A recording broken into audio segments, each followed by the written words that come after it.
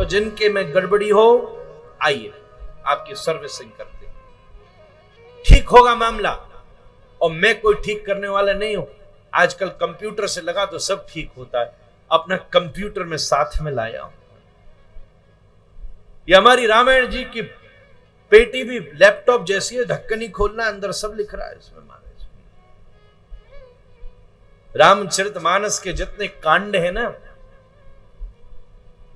उसमें सबसे अंतिम उत्तर कांड है।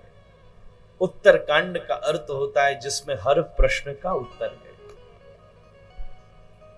कोई ऐसा प्रश्न नहीं है हमको नहीं पता होगा। अभी आपके पास प्रश्न भी नहीं होगा, पर उत्तर कांड में उत्तर पहले होगा। प्रश्न नहीं होगा पर उत्तर होगा। प्रश्न से पहले जहां उत्तर खड़े हैं वो मानस का उत्तर कांड है। सब मामला फिट होगा। जिसका एक्सीडेंट हुआ हो वो भी आ जाए, और जो ठीक से चला के केवल सर्विसिंग कराने बैठा है उसका भी हम हृदय से स्वागत करते हैं। आइए, 9 दिन के बाद आपकी सर्विस स्टंप लग जाएगी और आप फिर से इस दुनियादारी में गुड टू गो हैं। ग्रीन स्टैंप मिलेगा और फिर दुनिया सुलझी मिलेगी और आप कृष्ण के चरणों में उलझे मिलोगे महाराज। ऐसा उसका दिव्य अनुभव है। श्री राम कथा, सत्य बात कहूं तो ये चरित्र शुद्धि का यज्ञ है मेरी दृष्टि में। हम ग्रह शुद्धि यज्ञ करते ना, फिर कभी कभी होता था वातावरण शुद्धि यज्ञ। कोविड के टाइम में बड़े बड़े लोगों ने यज्ञ किया। मेरा ऐसा मानना है कि रामचरितमानस, रामायण की पवित्र कथा, श्री राम जी की पवित्र कथा 9 दिन के लिए यज्ञ है चरित्र की शुद्धि का। चरित्र शुद्ध हो जाए। महर्षि वाल्मीकि ने पूछा है श्री नारद जी से,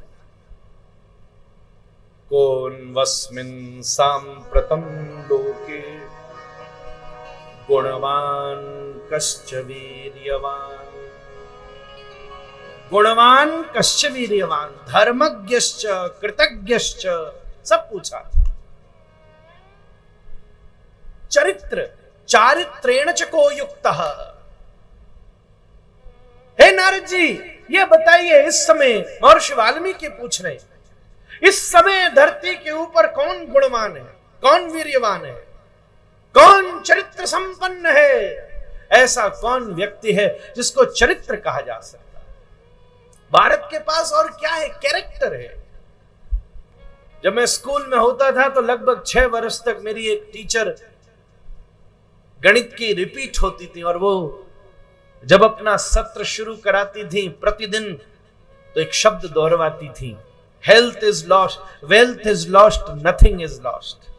health is lost, something is lost, but character is lost, everything is lost. चारित्रेण च को युक्तः। आज आदमी के पास चरित्र है कि नहीं? एक बात आपसे निवेदन करूं, बुद्धि है पर शुद्धि है कि नहीं? आज के समय बुद्धि बहुत हो गई है पर शुद्धि कम हो गई है। जरा सा गांव देहात में आप चले जाइए तो बुद्धि नहीं होगी पर शुद्धि पूरी होगी। और मैं आपसे हाथ जोड़ के विनती करूं, राम को पाने के लिए बुद्धि नहीं चाहिए, राम को पाने के लिए शुद्धि चाहिए। क्योंकि मानस की चौपाई बड़ी पवित्रता से कह रही है, निर्मल मन जन सो मोहि पावा। निर्मल मन जन सो मोहि पावा। निर्मल मन जन सो मोहि पावा।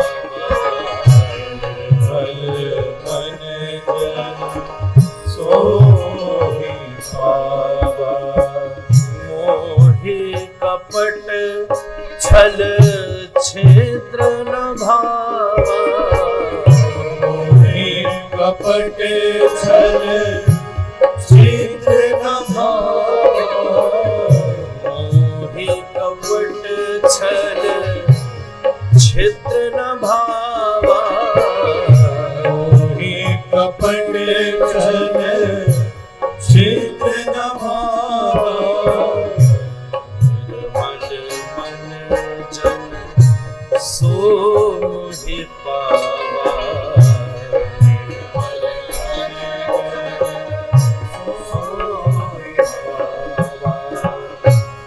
शुद्धि चाहिए। आज बुद्धि बहुत बढ़ गई, बहुत बढ़ गई। हमको भी याद है, हमने खुद देखा है। अभी भी गांव में चले जाइए, 6, 7, 8 वर्ष तक तो बालक स्कूल से लौटा घर में नंग धड़ंगी डोलता रहता था। ऊपर वाली टी शर्ट उसने पहनी जो जंघा तक आ रही है, नीचे कोई जरूरत नहीं है। गांव देहात में अभी भी चले जाओ, क्योंकि उसको ज्यादा भान ही नहीं है। क्या स्त्री क्या पुरुष, सब अपने मित्र मौज करो, सब ऐसे ही घूम रहे मौज। आज तो 5 वर्ष के बालक को भी शर्म आने लगी है महाराज। इतनी ज्यादा अत्यधिक सूचना आवश्यकता से ज्यादा व्यक्ति के पास पहुंच रही है, जिसने बुद्धि का तो विकास किया है, पर मेरा प्रश्न है क्या शुद्धि है? आप कितनी भी बुद्धि लगा लेना, दुनिया को जीत सकते हो, शायद राम को नहीं पा सकते। और दुनिया को जीता है तो एक दिन यही दुनिया हरा भी देती है। बड़े बड़ों को हराया है, बड़े बड़े जिन्होंने दुनिया जीती है, अंत में उनके पास ले जाने के लिए कुछ भी न था। जब सिकंदर पूरी दुनिया को जीतकर मर रहा था, उस समय बीमार पड़ गया और दुनिया का सबसे बड़ा वैद्य उसके पास था। वैद्य ने हाथ खड़े कर दिए, 2 दिन बाद तू मर जाएगा। सिकंदर बोला, केवल 2 महीना जीवित रख ले मुझे, मैं अपनी राजधानी वापस जाकर मरना चाहता हूं। डॉक्टर ने कहा, हंसी करता है, 2 दिन मुश्किल से बचेगा।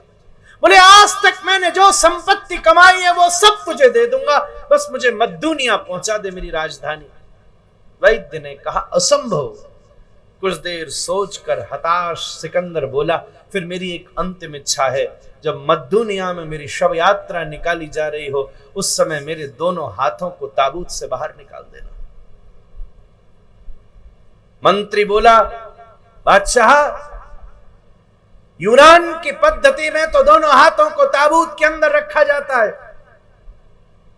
आप हाथ बाहर निकालने के लिए क्यों कहते हैं? बोले, क्योंकि मैं जाते जाते दुनिया को खबर देना चाहता हूं कि पूरी दुनिया को जीतने के बाद भी सिकंदर इस सफर पर खाली हाथ जा रहा है, उसके पास ले जाने के लिए एक वस्तु नहीं है। क्राइस्ट बाइबल में लिखते हैं, you can't take a point of needle. बुद्धि हुई तो दुनिया जीत सकते हो, पर कुछ नहीं ले जा सकते। पर अगर शुद्धि हुई तो पाछे पाछे हरि फिरे, कहत कबीर कबीर। पाछे पाछे हरि पीछे पीछे फिरे। इसलिए मैं ये नहीं कहता बुद्धि नहीं होनी चाहिए, पर बुद्धि के विचार के साथ साथ भारतीय मनीषा शुद्धि का विचार भी करती है। एक चीज बताओ, बहुत ज्यादा बड़ा पात्र हो, पर सुंदर हो, हीरे लग रहे हो, सोने का हो, पर उसके बाद भी अगर गंदा हो तो क्या काम में लोगे? पर वहीं दूसरी तरफ छोटी सी कटोरी ही क्यों ना हो, होती है ना हम लोगों के घर में वो छोटी अचार वाली। हाँ, आज सुबह ही हमने दर्शन किया, अचार वाली।